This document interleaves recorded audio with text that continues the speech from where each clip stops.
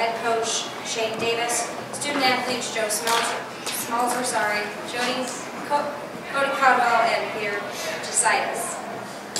We're going to start with an opening statement from Coach Davis, and then we'll take questions for the student athletes. We're dismissing the student athletes and opening the floor for questions for Coach Davis. Coach. Yeah, it was a great match for us. It was great to see our guys bounce back and improve their serve pass game from our Thursday night match versus Penn State. Come in and pretty much keep control of the entire match on the serve and receive side of things. It allowed us to obviously slide out well, but keep pressure on them with our serves and allow us to load up on their pin attackers a little bit better than we did Thursday night against Penn State. Questions for the student athletes? Joe, equal person, your approach that basically you're serving, the whole team is serving from off balance, off guard the whole night. You had a great night serving. Josh, you had a great night serving. Was that the idea that was one of the sides?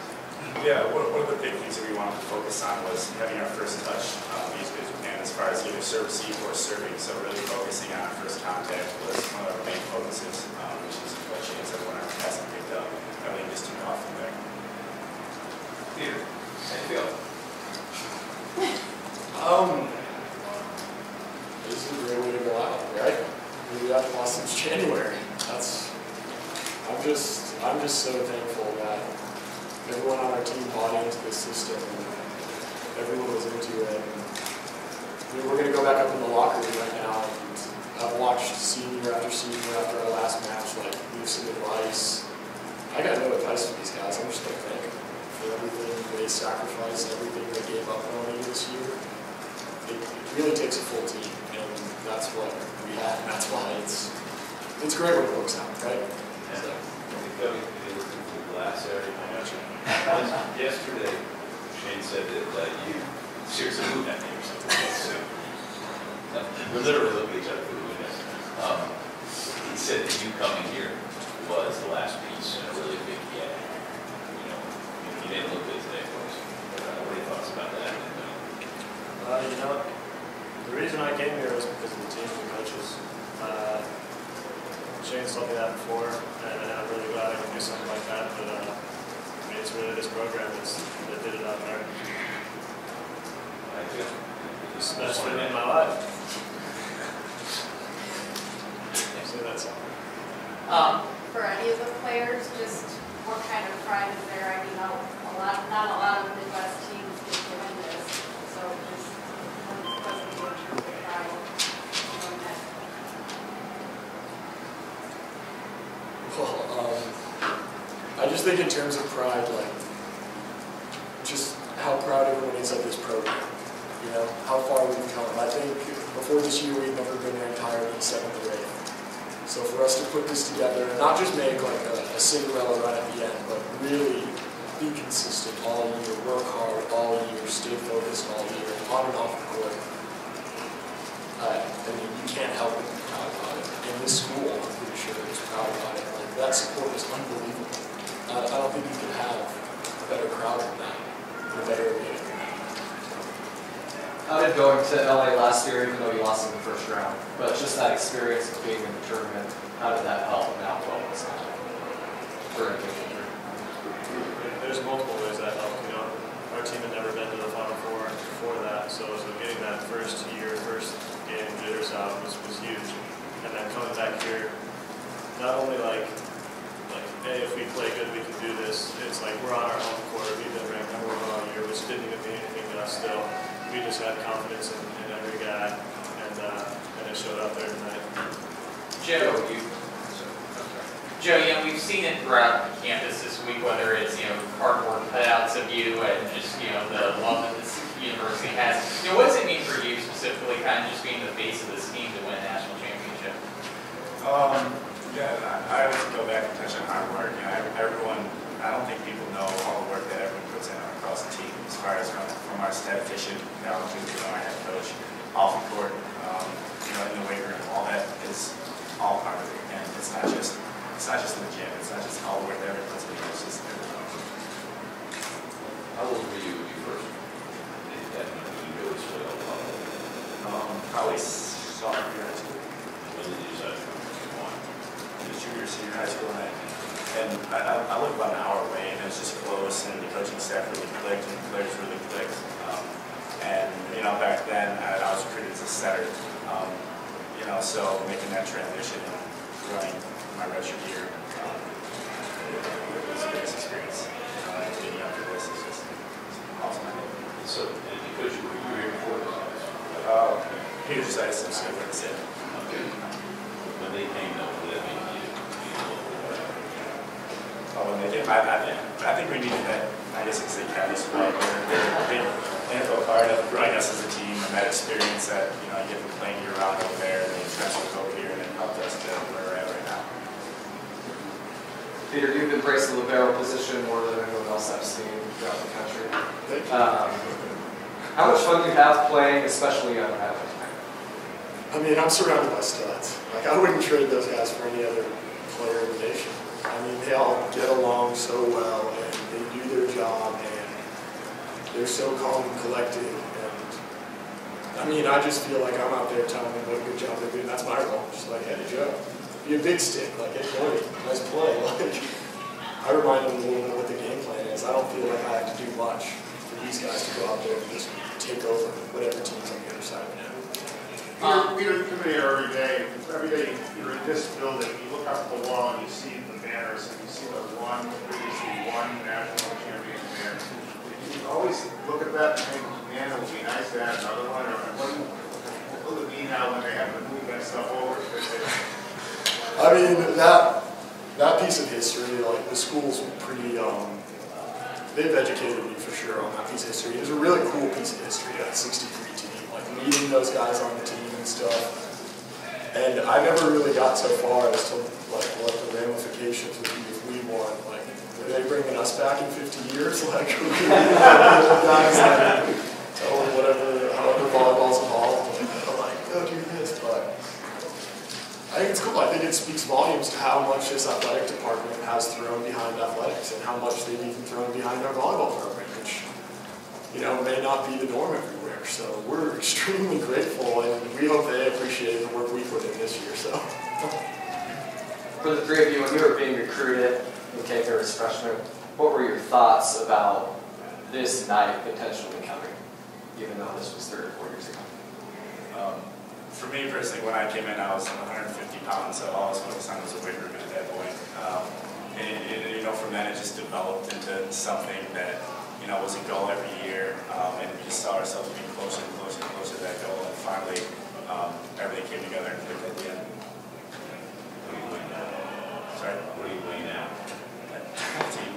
I think it was also on that note. It's just everyone kind of trusts in Shane.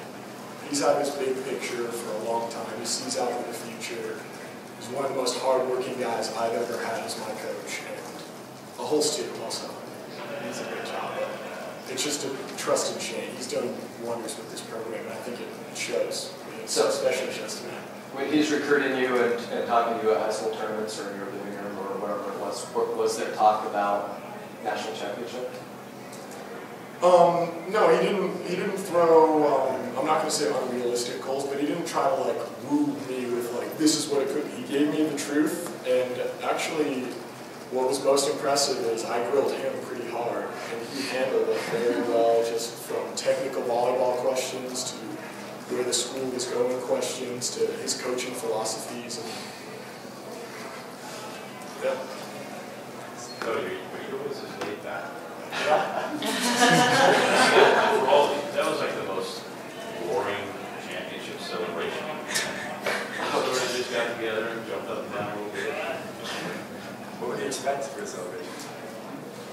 Well, we've all come to expect it to go with an NCAA championship.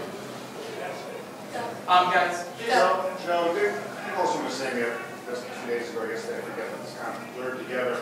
The Midwestern guys, you guys always have a chip on your shoulder about this last poll, 2 coaches ranking 5th, and there's always been this feeling like you're you don't belong at the table. Can you just talk now, not only beating them, but decisively beating, you beat Brigham Young, you beat UCLA, you beat them, just what this means kind of for that whole notion of the belonging? Yeah, I don't think I technically have a chip on my shoulder anymore. I know coming in I did, but you know, we show it by how we play, like you said. Like we were ranked #1, I think all but 2 or 3 weeks this year, and for all the people that are hating on us, we have scores. You know, look at the wins, look at our record. Guys, looking at the historical significance of your offensive performance tonight, it was the second highest attack percentage a team has ever put up in a national championship game. Just what's your thoughts on when you hear a stat like that? I mean, it really all had to do with our passing tonight. We did a great job passing the ball, and that's something that we improved on big time from Thursday. And then once Hans is in the pocket, he does a great job delivering. He did a great job tonight, and it made it really easy on all the hitters.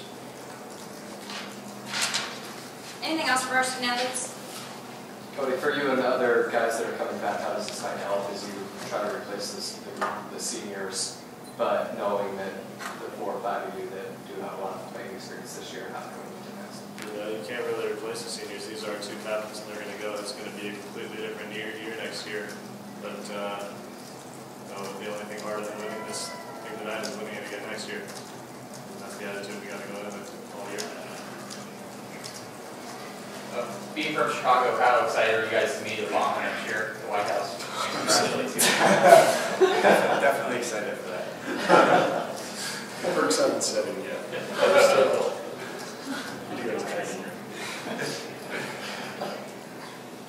Anything else for the student athletes? Thank you, gentlemen. Thank you.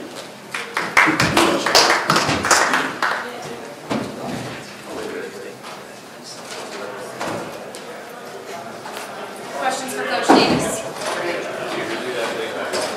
Yeah, Cody's very laid back, and I think I'm not a very exciting guy. I'm pretty laid back, so I think it kind of trickles down to the team, especially in times like tonight or big matches. And I'm kind of the calm within the storm, so it kind of trickles down to those guys, and they play kind of the way my emotions do. So for all we've talked about this, man, you found it. Yeah. Not the program, not the school, you personally. Feel wonderful. It's a couple years ago, I think I questioned whether or not I wanted to continue coaching, if I was any good at it, if I was great at it. And last year was kind of a big year for me, professionally, in terms of 10 years coaching. It's time to get the program to the next level. And if it if I didn't get it there last year, then I need to kind of question a little bit on maybe some things that I'm doing or the way I'm approaching things. And then we made it, and then like, okay, all right, it's okay, I'm enjoying this a little bit. And then this year it was just a little bit, I think, less pressure put on myself, and I think I had a little bit more of life balance, I think, to help me out a little this year. And just kind of tweaked a few things. But this year was, obviously winning helps, but approached a few things a little bit different. Felt pretty good. Felt great. Shane, you talked yesterday, or not which day it was, about That's right. taking the job and telling them that you were going to stay for 1 year. Yeah. What changed your mind? I absolutely enjoyed going into the gym every single day at that time. I was only 23 when I took over the program. And it was great going to the gym, and I'm 23 and my buddies in there and kind of running practices and figuring out all the administrative stuff. And then at the end of the year, I think we were okay. We were finished maybe 3rd or 4th in conference, I think.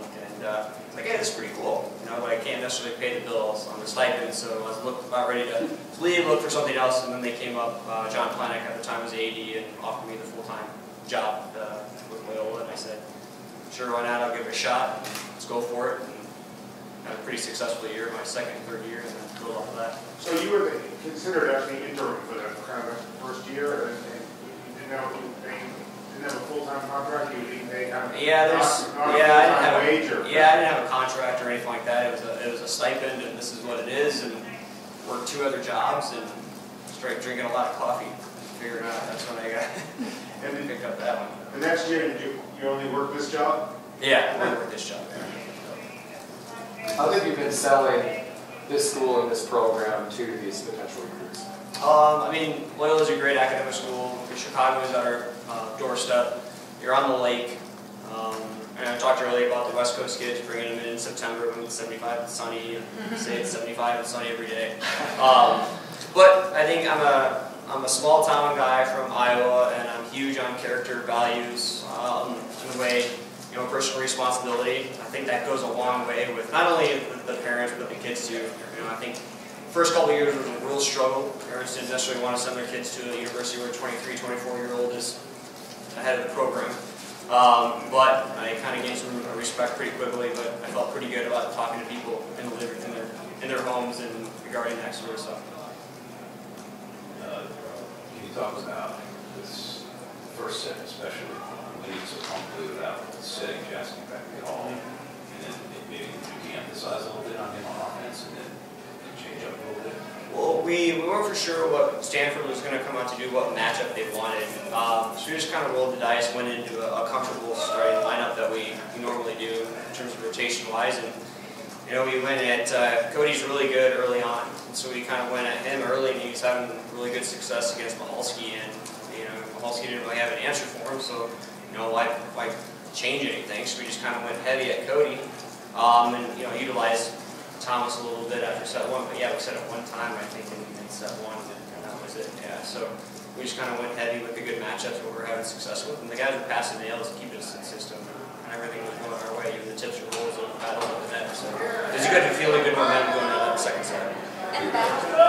Coach, between the second game, the second game and third game, what was your adjustment, and what did you tell the players at that point in time? Yeah, after the second set, they started heating up on their serving, and got us a couple times down the line, and a couple of easy rollers in short on our wing passers, and it was that piece, and we just weren't scoring any points on our side. We were serving a little bit easier than normal, so we just went into set three and said, hey, just keep grinding out what we're doing.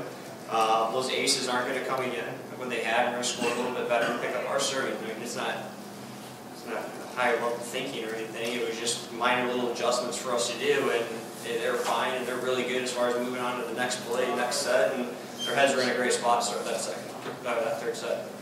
Coach, looking at your serving from this game compared to the semifinals, was there anything you did differently, or was it just a matter of your players settling down?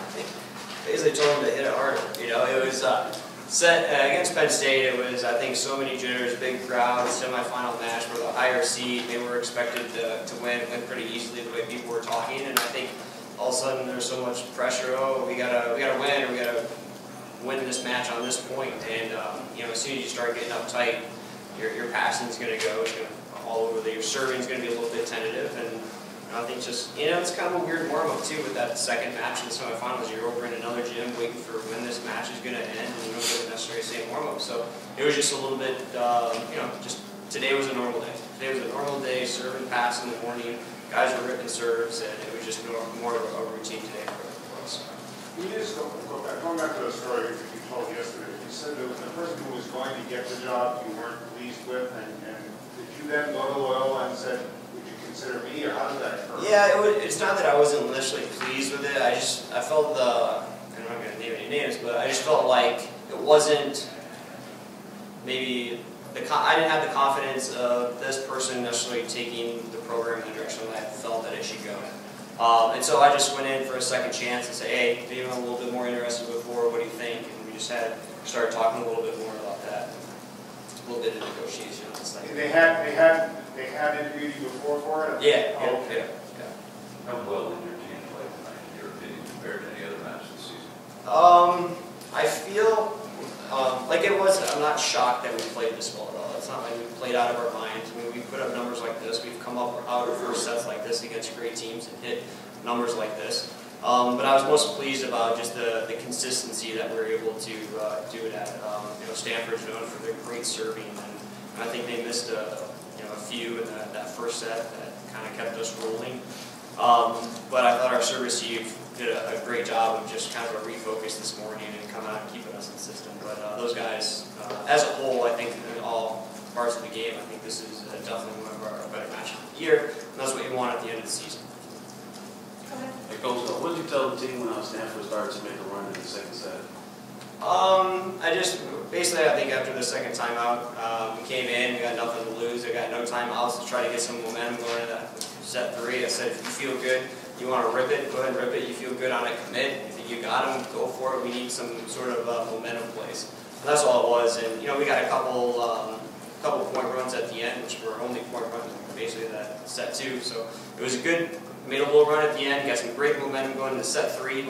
And, at the kind of in, 30 seconds before starting that third set, Cody brings him in and said, hey, it's not like we just lost that set to so-and-so. Like, let's rebound here. They're a great team. We got to bounce back here and take care of it. So. How many times were you reminded in the past week of the last national championship at the school? Last week? Not too much, actually. But hopefully it's going to be sooner than 50 years before we have another one.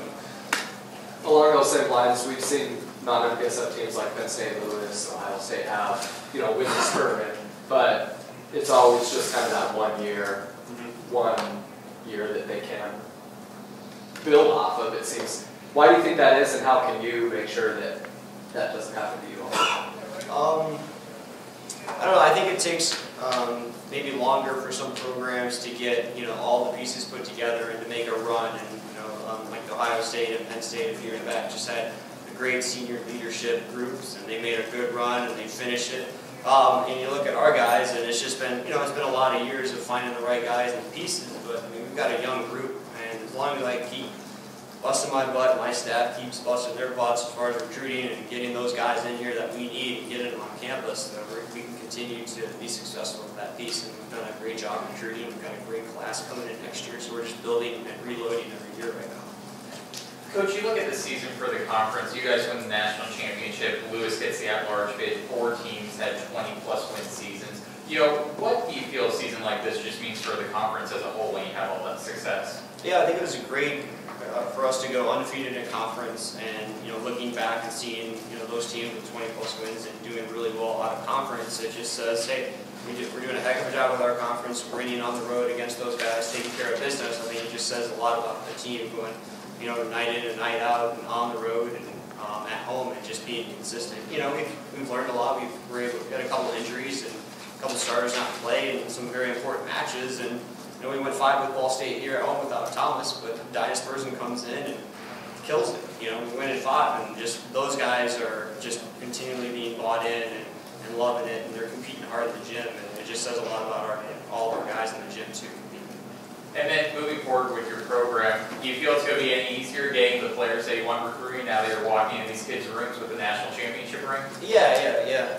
After last year, it was a little bit easier. Guys are starting to commit a little bit earlier, and we push a little bit with some timelines on some guys too. And I think this is going to make it easier as well, especially back-to-back successful years like that. So it always makes it easier when you're winning.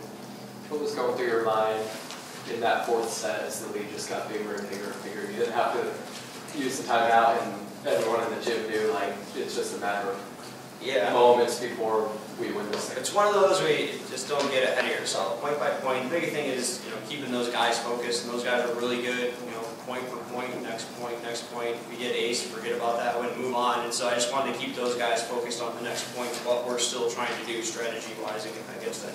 But, we know it. We've seen plenty of tape on them that they can rip some serves and make some spectacular plays and be right back in it just like that. So it's very important that we stayed aggressive and were the aggressor during that match and kept them on their heels a little bit. Anything else for Coach this evening? Thank you. Thank you.